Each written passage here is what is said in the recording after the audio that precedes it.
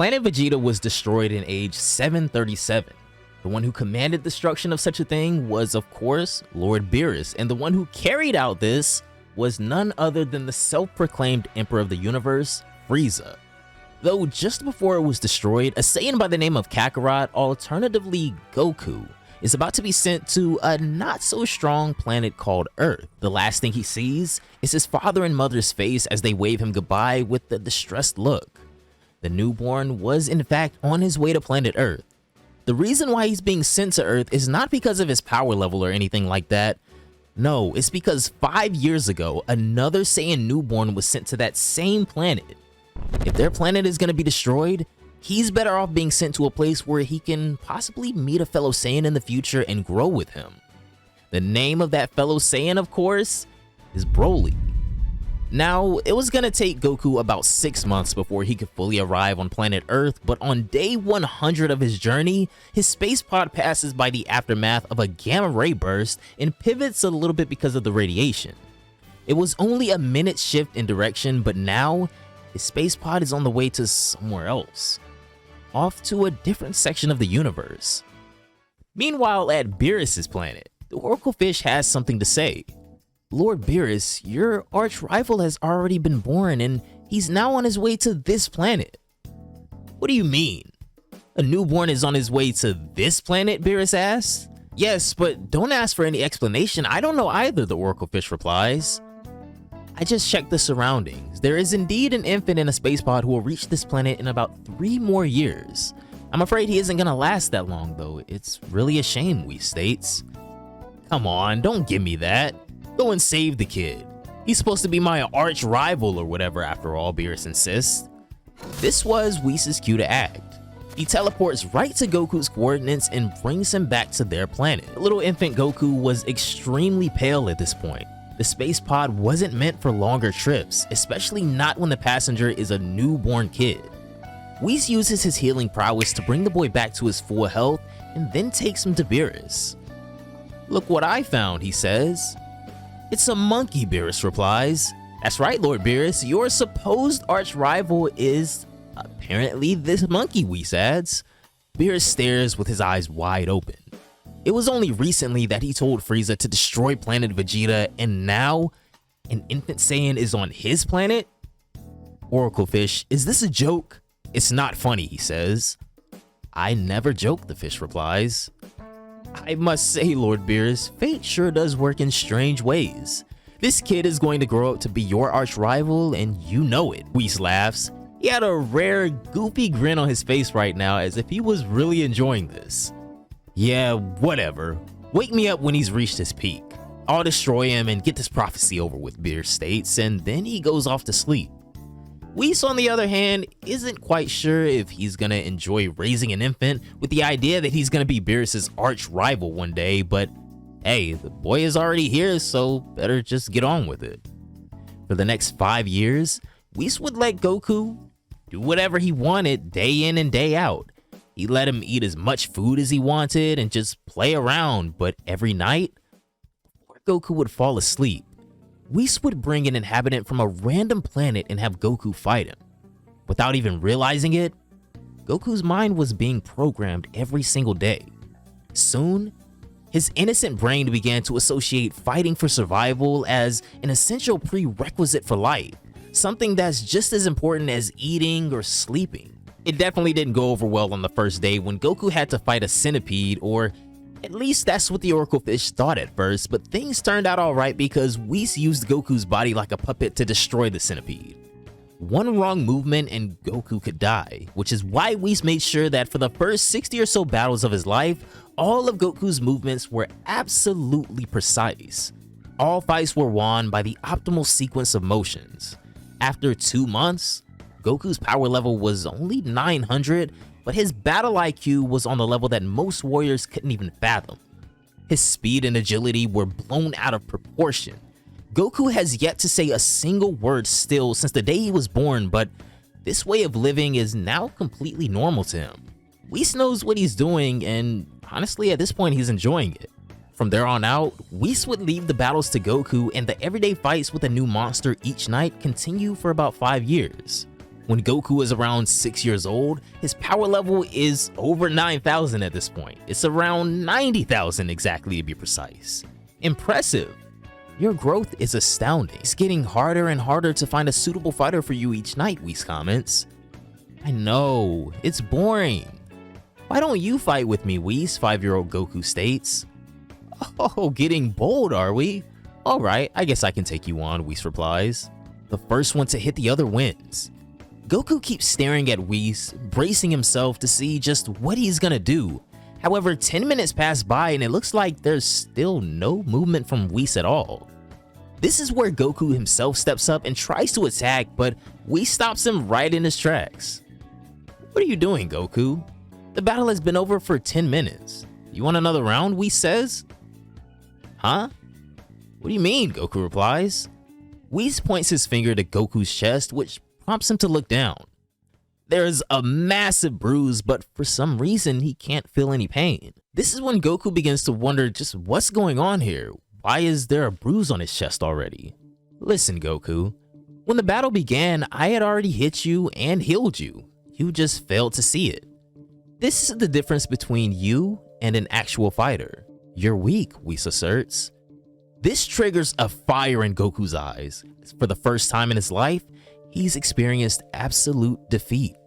He was completely and utterly humiliated. Just watch me, Whis. I'll never forget this day. I'll become an actual fighter and I will defeat you, Goku firmly replies.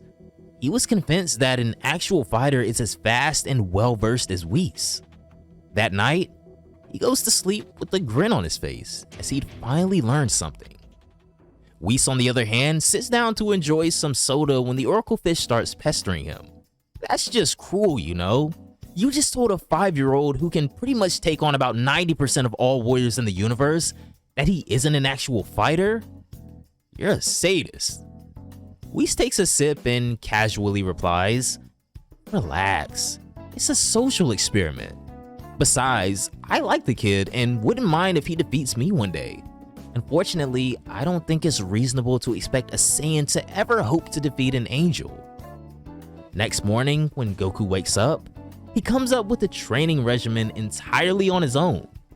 He would pick up a rock and throw it with as much force as he could, and then before the rock could land anywhere, he'd move to that very spot and catch it.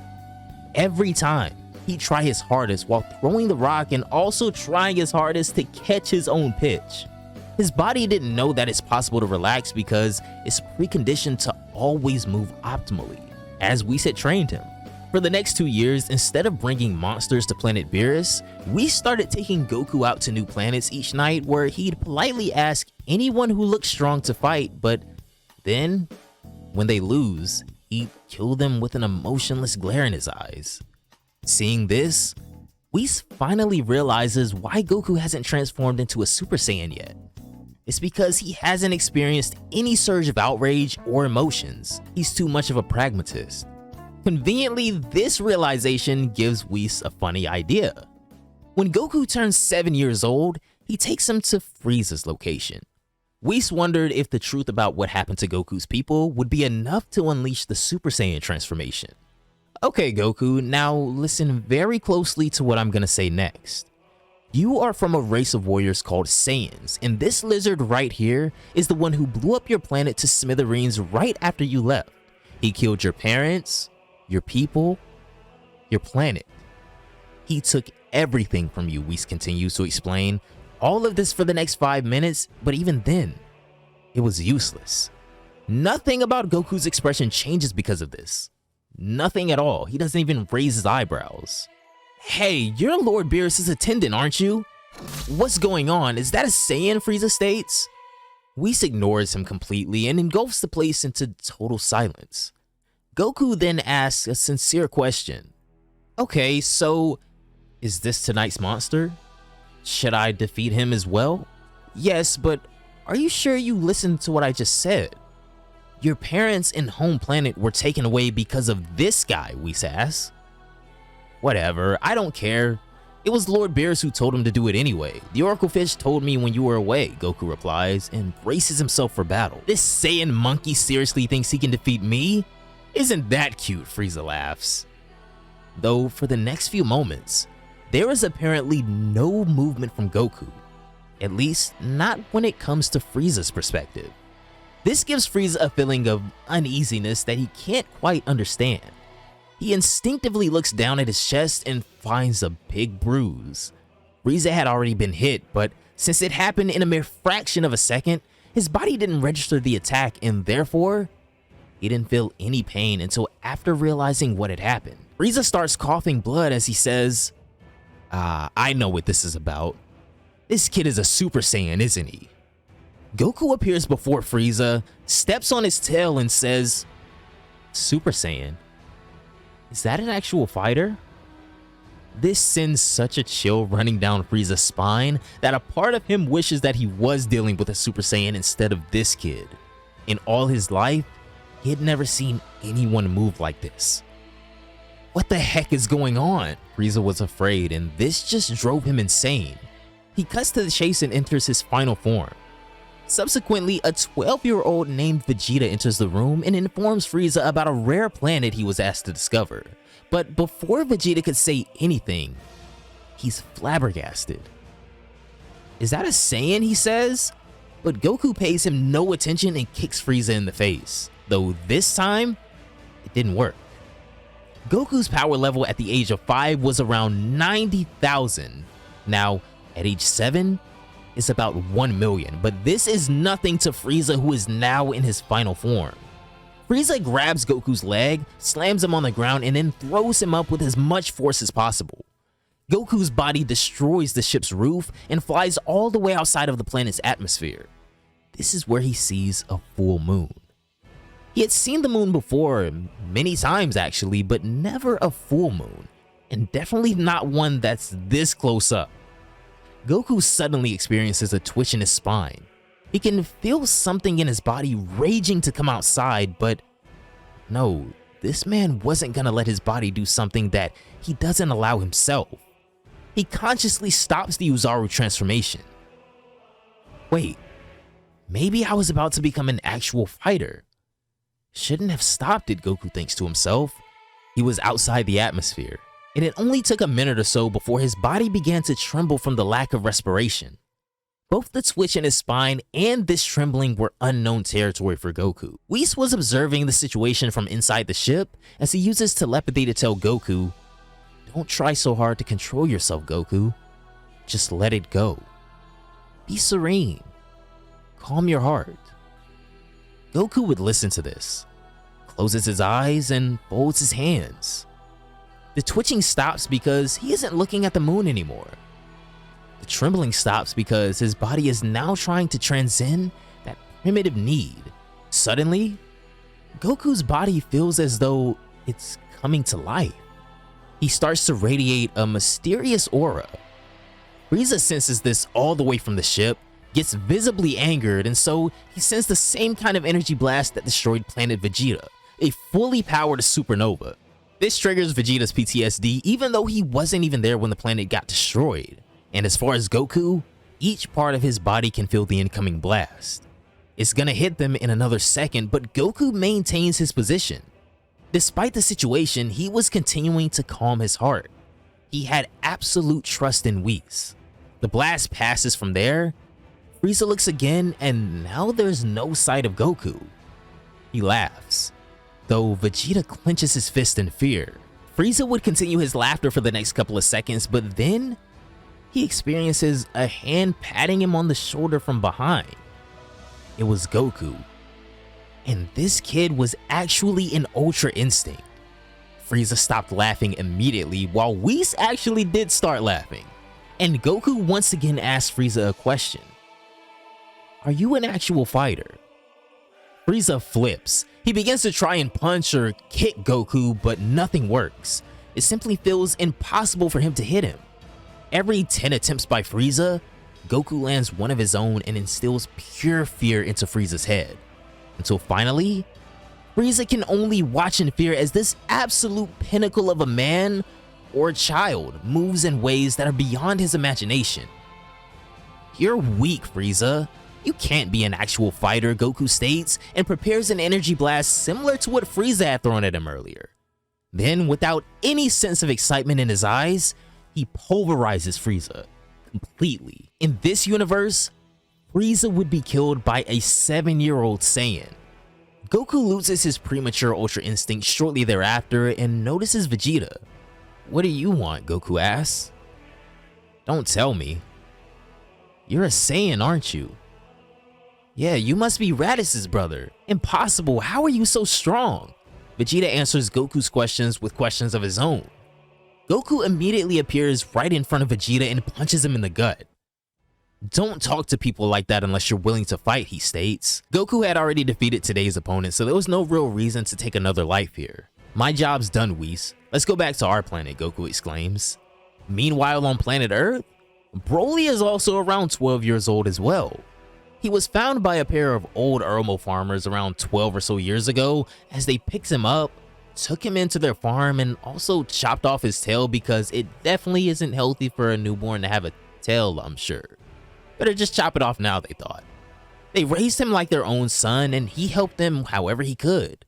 Every so often, Broly's strength would surprise the old couple, but they'd simply say, "Isn't it nice to be so young?" However, now that he's 12 years old, they're thinking of sending him to the city to get an education. Going back to planet Beerus, Goku begins to remember everything we said, and then there's that kid who called him a Saiyan. He would enter Beerus' room and wonder if Beerus is an actual fighter. Why did he want Frieza to destroy my home planet? Goku thinks to himself. And that is going to do it for part 1 of What If Goku Was Raised by Whis, and I guess technically Beerus. If you guys want to see a part 2 to this What If, let's try to get this video to 4,000 likes. This video is a little bit longer than usual. I hope you all enjoyed it, and if you did, be sure to share it around as well as we continue to grow the community. And lastly, I want to give a big thank you to all of the members that we have so far. Remember guys, it's never required, but if you do want to support the channel a little bit more, consider clicking that join button down below to become a member to the channel. But anyways, have a great day. 4,000 likes for part 2, and I'll see you all in the next one. Bye guys.